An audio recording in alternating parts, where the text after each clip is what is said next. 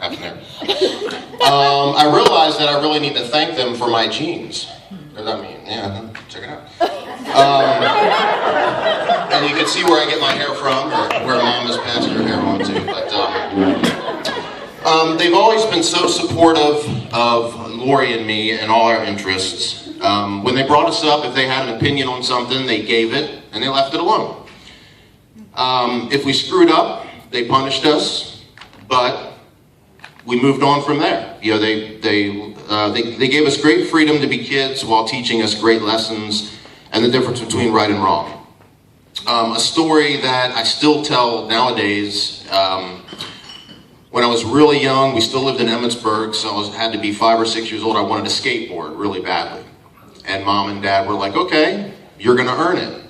And Dad went and bought the skateboard, kept it in his office, and then every time I took the trash out, I earned a few pennies. And I had to build up so many pennies before I could get the skateboard. And it wasn't a short period of time. It was a couple months. I can't remember how long it was.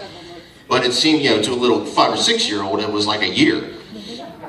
But I had that handful of pennies, a couple hundred or however many it was, and I remember bringing it to Dad in his office and saying, okay, I earned all these pennies, and he went, okay, here's your skateboard. And to walk outside and just have that pride that, you know, I earned this, you know, and that was a big lesson, you know, from early on that went well for me, I guess. I don't know how to explain, but it is a story I still tell.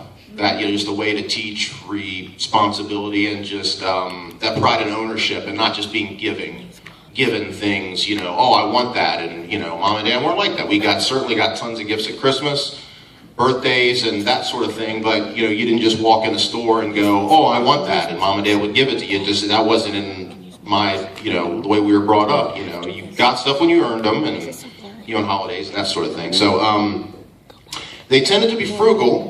But we never did without. Sometimes their frugality caused some aggravation. And great stories like this one.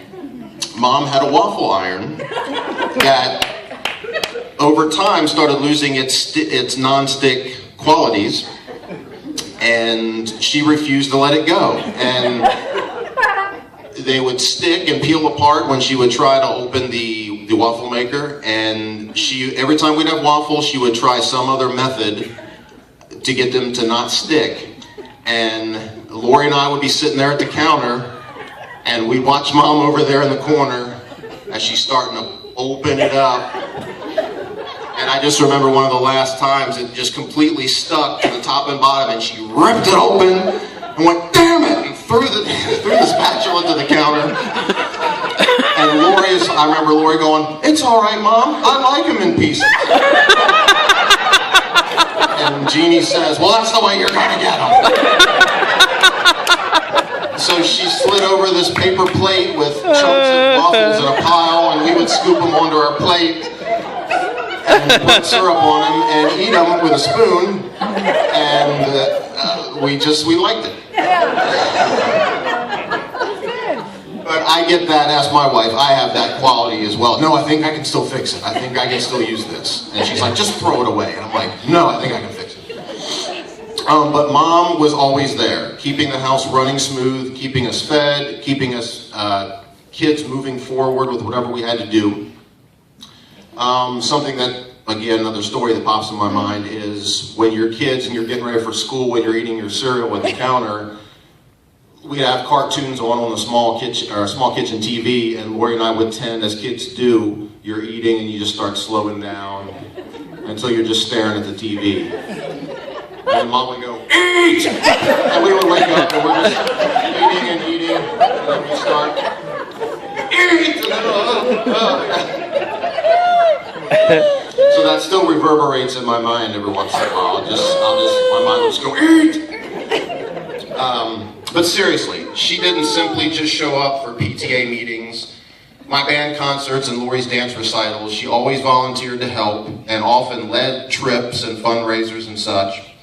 And you don't always get that kind of selfless support from a parent. In fact, I think it's pretty rare.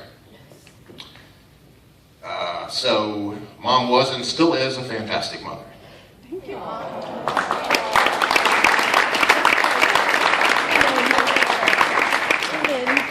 That made pausing. Can you drink? It's only allergies. Is it your allergies? She only has something in her eye. No more. Took some allergy medicine and everything's It's steam. dry in my face. Okay, Dad always made sure that we were entertained and had fun as a family. I realize now how unique he is since he doesn't have the usual pastimes. I mean, he built a plane out of a lawnmower and a jet out of a golf cart.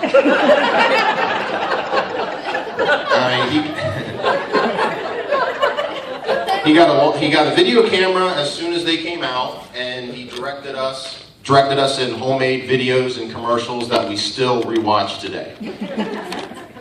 He also didn't have the usual occupations. I can't imagine what it was like to have a dad who worked a regular, non-dangerous job and just came home and sat on the couch.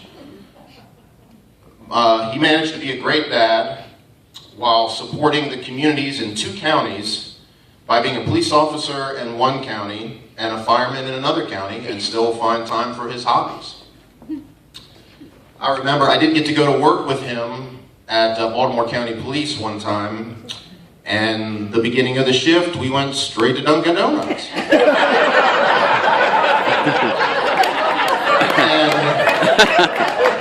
it's true. They did the morning shift and whatever, and Dad's like, all right, let's go, we're going to Dunkin' Donuts. And I'm like, that's the first stop. And I told this story at his retirement party. We pulled up to Dunkin' Donuts, and he turns to me and he put his hand on my shoulder and said, son, why don't you wait here to make sure I get him for free?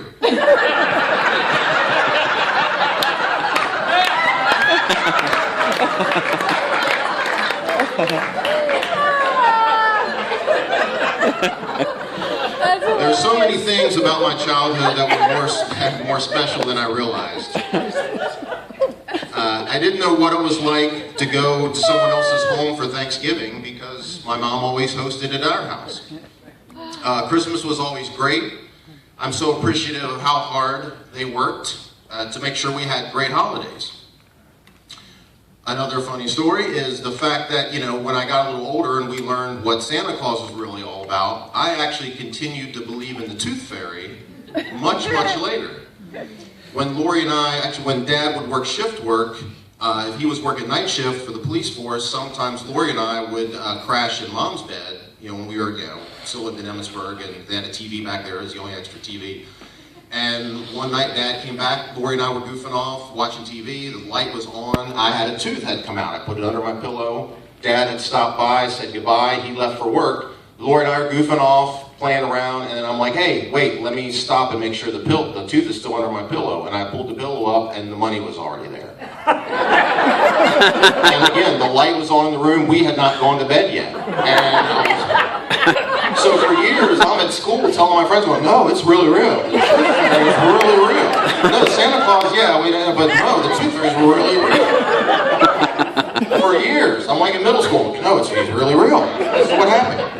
And then a few years later, I had lost 2 teeth at one time, and I'm asleep, and I feel this movement under my pillow, and in the middle of the night, I open my eyes, and there's white briefs and hairy legs right in front of my face, as my dad is reaching under and trying to find the teeth, and I just close my eyes back up, and I'm like, well, there's the last cream dead. But just the efforts they put forward to always make sure that, we had a great family. Next, almost done. Our vacations, and particularly our trips to Chincoteague, were the best times of my childhood. If I had a dime for every time Dad pulled up to a toll booth and said, which way to Wally World?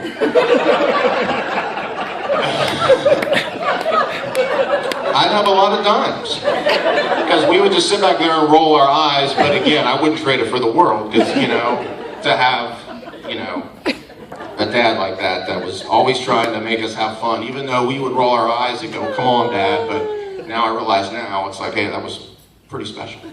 Yeah.